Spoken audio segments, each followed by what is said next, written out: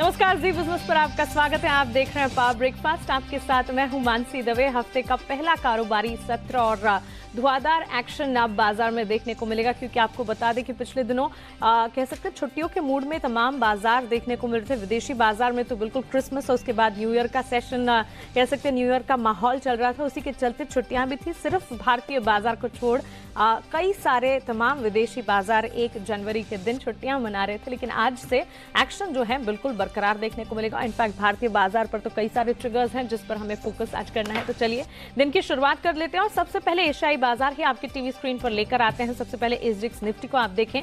शुरुआत यहां पर हरे निशान के साथ फिलहाल आप देखेंगे करीब 50 अंकों की बढ़त के साथ होती हुई 14,065 के स्तरों के इर्द गिर्द यहां पर काम देखने को मिल रहा है। इस बीच डाउ फ्यूचर्स पर भी एक बार फोकस कीजिएगा। यहां पर हल्की सी बिकवाली का दबाव जरूर है। 300 अंकों की कमजोरी के बीच कामकाज देखने को मिल रहा है। तो एशियाई बाजार की शुरुआत हम देख रहे हैं। एसजीएक्स निफ्टी की तरफ से करीब 56 अंकों की बढ़त जरूर देखने को मिल रही है। 14,073 के इर्द गिर्द यहां पर कामकाज है।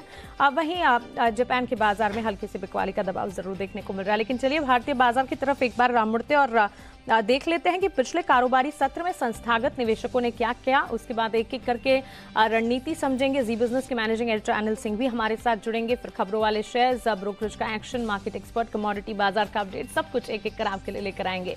लेकिन पहले देखें संस्थागत निवेशकों ने क्या किया है। शुक्रवार को संस्थागत निवेशकों की तरफ से क्या डेटा आते हुए दिखे हैं। कैश मार्केट में एफआईएस की तरफ से करीब 506 करोड़ की खरीदारी के आंकड़े आप देखेंगे। वहीं कैश मार्केट में डीआईएस करीब 70 करोड़ की खरीदारी कर रहे हैं। एंड वायदा बाजार में एफआईएस की तरफ से 1455 करोड़ की खरीदारी आई है। तो फॉर अ चेंज आज कह सकते हैं कि एफआईएस और डीआईएस दोनों की ही तरफ से खरीदारी के आंकड़े हम देख रहे हैं। कैश मार्केट और वायदा बाजार में एफआईएस की खरीदारी, वहीं डीआईएस भी कैश मार्केट में करीब 70 करोड़ की खरीदारी के आंकड़े दिखा रहे हैं। लेकिन चलिए हम आगे बढ़ते हैं और सीधा रुक करते हैं हमारे स्पेशल सेगमेंट का, जहां हम रोज बात करते हैं जी बिजनेस के मैनेजिंग एडिटर अनिल सिंघवी से।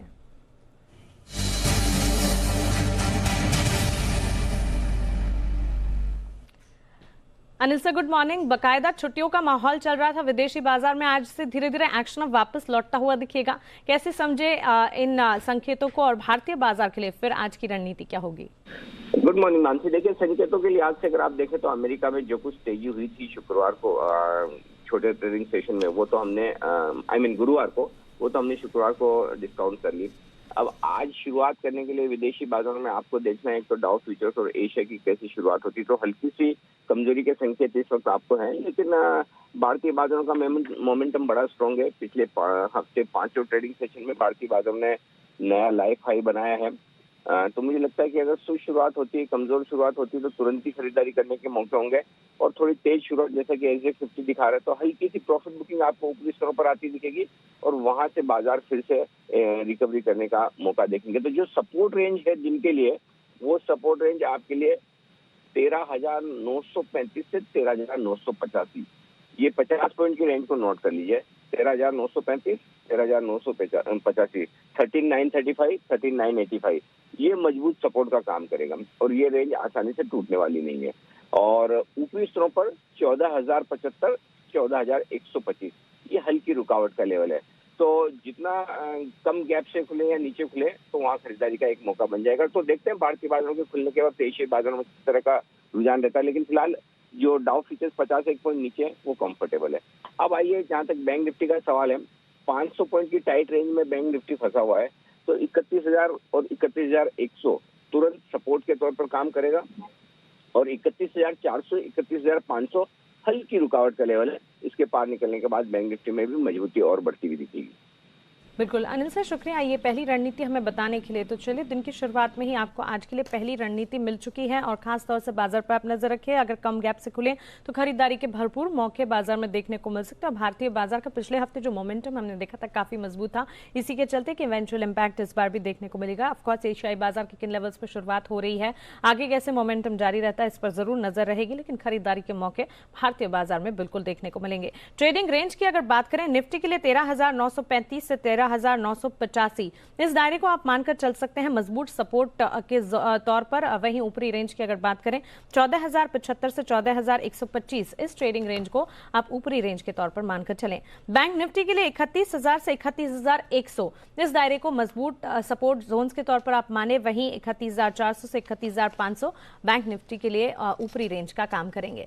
तो चलिए, ये तो हुई पहली रणनीति की बात, लेकिन अब खबरों के चलते कहां पर एक्शन देखने को मिलेगा इसे एक बार समझ लेते हैं। हमारे साथ वरुण दुबे जुड़ गए हैं। Varun, good morning. बताएं, खबरों के चलते इनफैक्ट वीकेंड सेशन में कई सारी खबरें होंगी जिन पर फोकस करना है। डेफिनेटली कई सारी खबरें और कई सारी अच्छी खबरें। सबसे बड़ी बात तो ये है क्योंकि आपकी जो कोरोना की वैक्सीन है उसको अप्रूवल मिल गया। तो इससे बड़ी खबर क्या होगी कि DCGI यानी कि drug controller general of India ने एस्ट्राजेनेका और भारत बायोटेक की जो वैक्सीन है उसको मंजूरी दे दी है। और इसके चलते आज एस्ट्राजेनेका और बाकी जो फार्मा कंपनीज है वो सब आपके रडार पर रहनी चाहिए। साथ ही साथ जायडस कैडिला की जो कोरोना वैक्सीन है ज़ाइकोविड-डी, उसको फेज 3 ट्रायल के लिए भी मंजूरी मिल चुकी है। तो जितने फार्मा स्टॉक्स है वहां पे नजर रखिएगा। इसके बाद BEML जी बिजनेस की जो खबर थी उस पर मोहर लगती हुई सरकार जो है इसमें करीब 26% हिस्सा बेचने वाली है।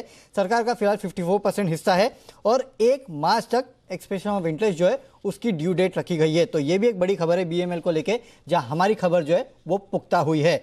RCF या OFS के जरिए सरकार जो है इस कंपनी में 10% हिस्सा बेचने की योजना बना रही है।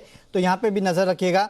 इसके अलावा ऑटो नंबर्स, यहाँ पे हीरो मोटोकॉर्प के जो नंबर्स है अनुमान से थोड़े कम है लेकिन ग्रोथ हुई है। दिसंबर में जो कुल बिक्री है उसमें साल दर साल अगर आप देखें तो करीब 5.3% का बढ़ोतरी देखने मिली है। हालांकि अनुमान से थोड़ा ही मिस है लेकिन फिर भी ठीक है।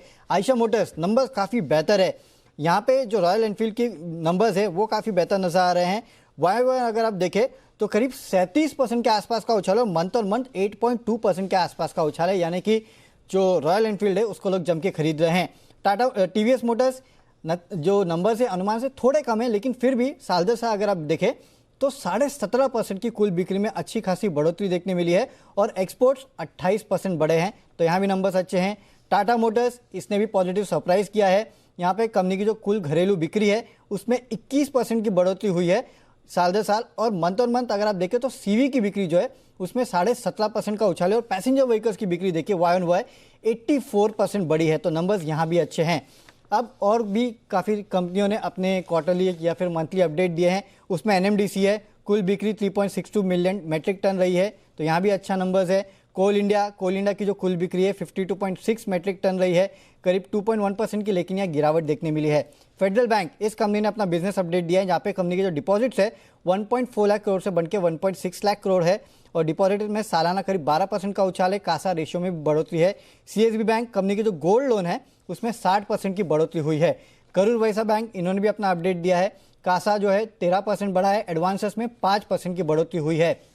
एविएशन स्टॉक्स को अपने रडार पर रखिए क्योंकि इंडिया और UK के बीच जो उड़ानें हैं 8 जनवरी से फिर से शुरू होने वाली है।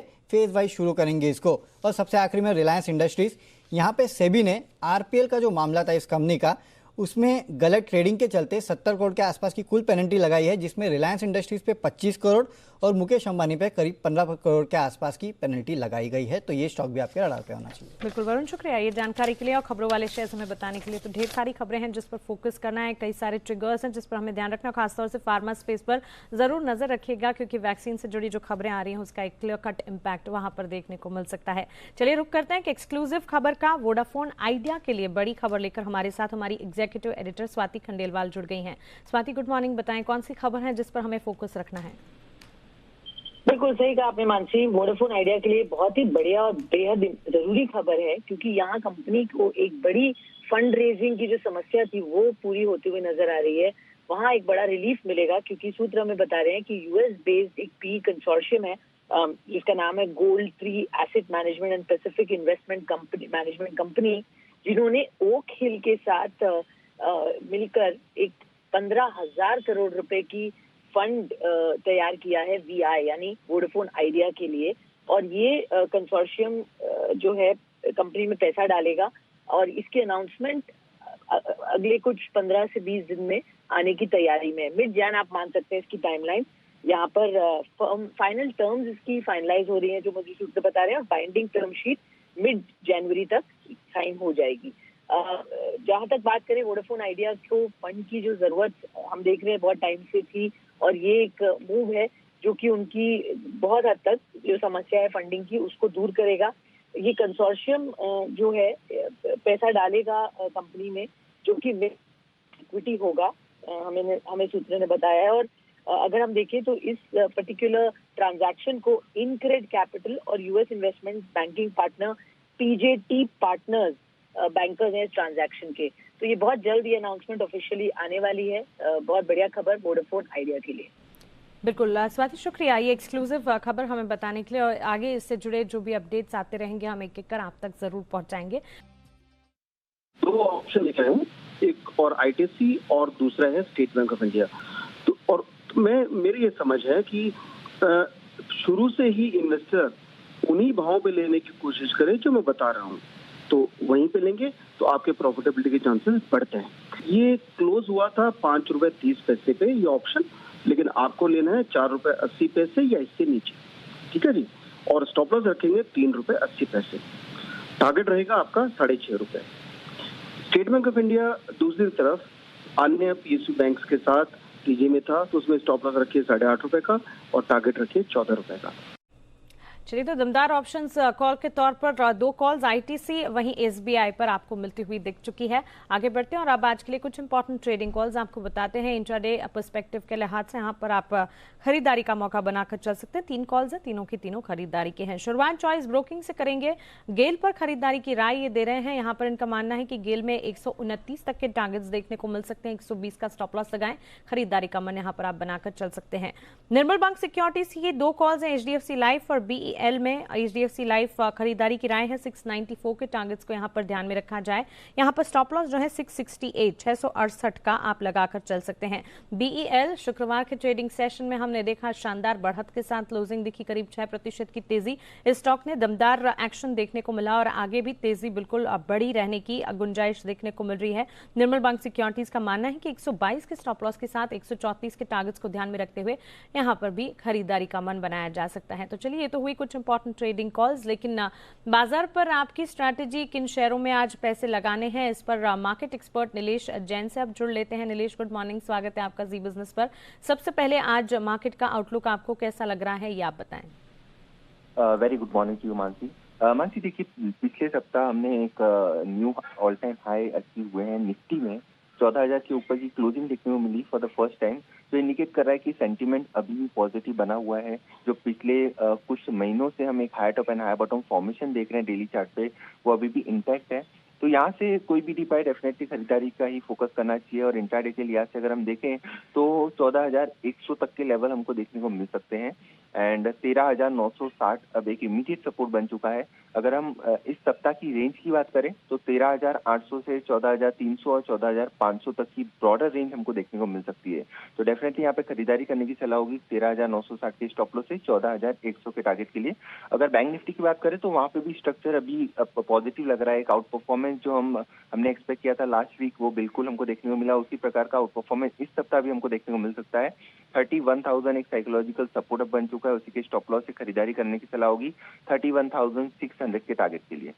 कुल तो चलिए, पॉजिटिव स्ट्रक्चर और पॉजिटिविटी बरकरार रहने की उम्मीद। लेकिन नीलेश जी, आपकी तरफ से आज फिल स्टॉक रिकमेंडेशंस क्या होंगे?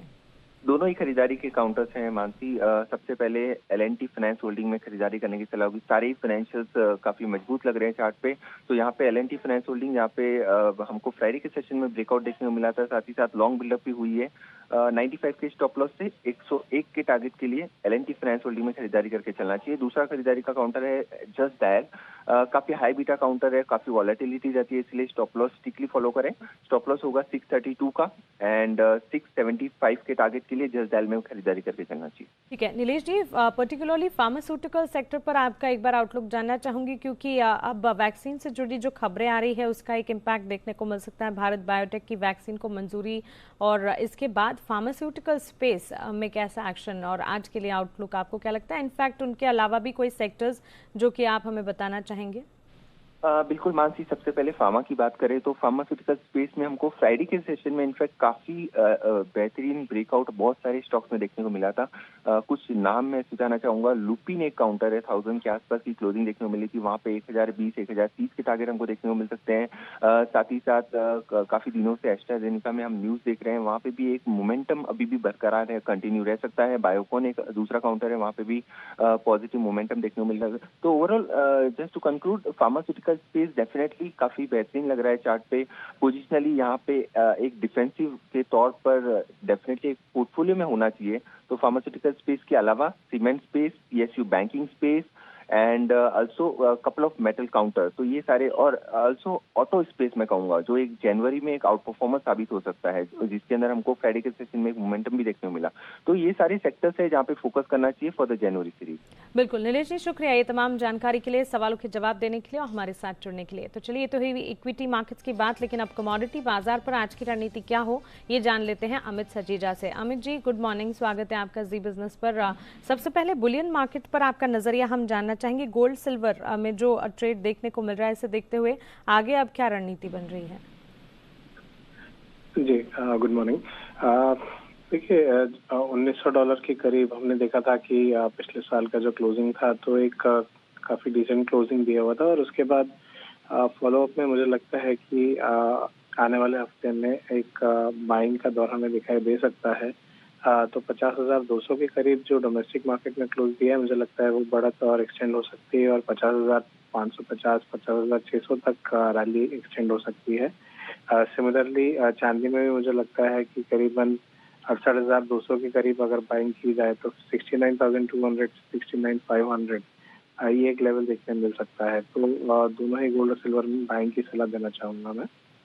अमित जी, कच्चे तेल में एक सपाट ट्रेंड हम देख रहे हैं, इन लेवल्स को देखते हुए यहाँ से क्या और ज्यादा गिरावट की आशंका है? जी, इमीडिएटली डोमेस्टिक मार्केट में जब तक 3,620 जो एक इमीडिएट टॉप है, जब तक वो नहीं निकल पाता तब तक मुझे लगता है प्रॉफिट बुकिंग हावी रहेगी, और 3,450 के लक्ष्य हमें देखने मिलेंगे। तो 7 रैलीज की सलाह होगी 3,550 3,560 के रीजन में, और लगभग 100 रुपये नीचे के लक्ष्य हमें देखने मिल सकते हैं। बिल्कुल अमित, शुक्रिया ये तमाम जानकारी के लिए, सवालों के जवाब देने के लिए, हमारे साथ जुड़ने के लिए।